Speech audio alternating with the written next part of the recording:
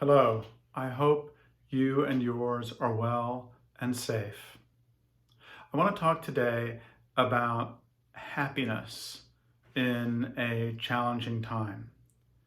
The virus has thrown us out of our usual routines, and as this drags on, it's getting harder. I don't know about you, but this last week was the first time that I said, okay, enough of this, I'm ready to be done right now.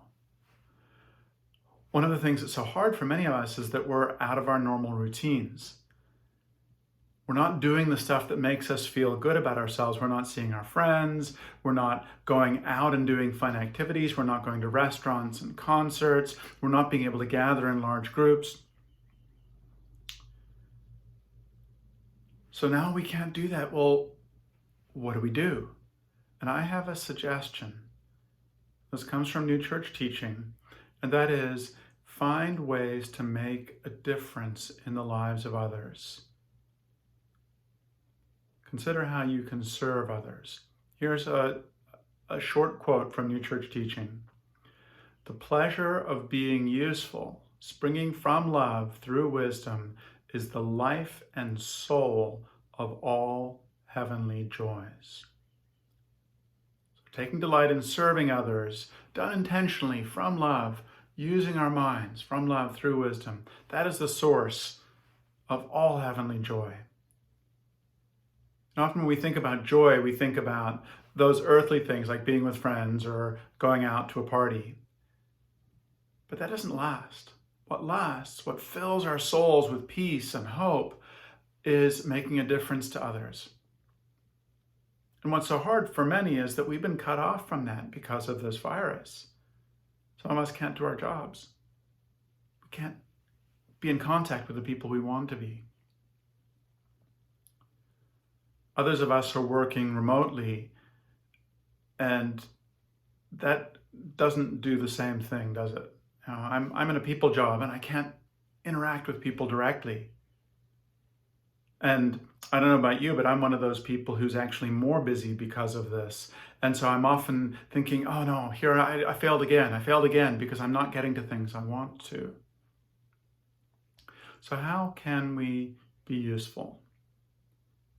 I'm going to offer some suggestions, but you know in your own context what is best. So maybe these thoughts will stimulate some reflections in your own life. One thing we can do is look at ways we can help those who are vulnerable. In my community, people are making masks, they are gathering food for people who maybe don't have food right now. They're putting together emergency kits for people who are in sudden need of them, and lots of other things. So I'd say look around in your community. What are people doing? And if they're not doing what should be done, what can you do to try to make it happen? Another idea is what can you do to spread constructive ideas and attitudes on social media? Are you making the world a better and kinder place because of what you post and how you post it? That's a kind of being useful when you consciously focus on how you can make the world better.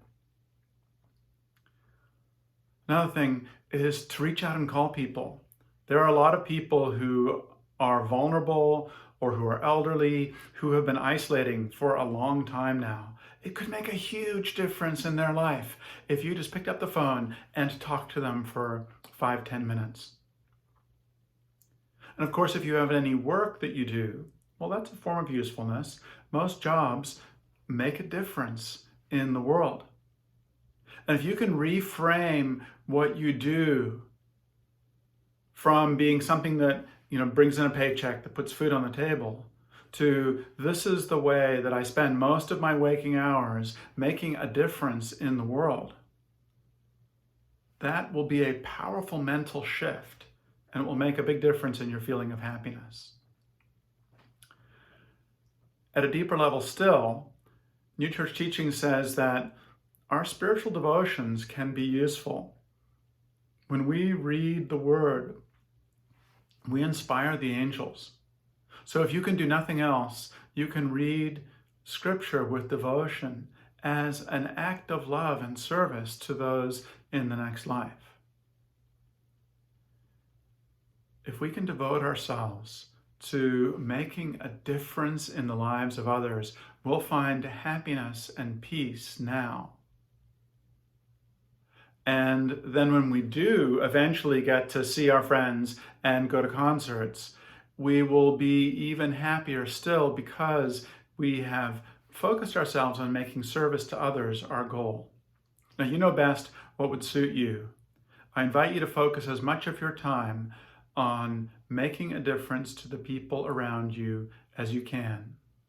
And I'm going to go out on a limb and say, I guarantee if you do this, you will be a kinder and happier person. I wish you well in this challenging time.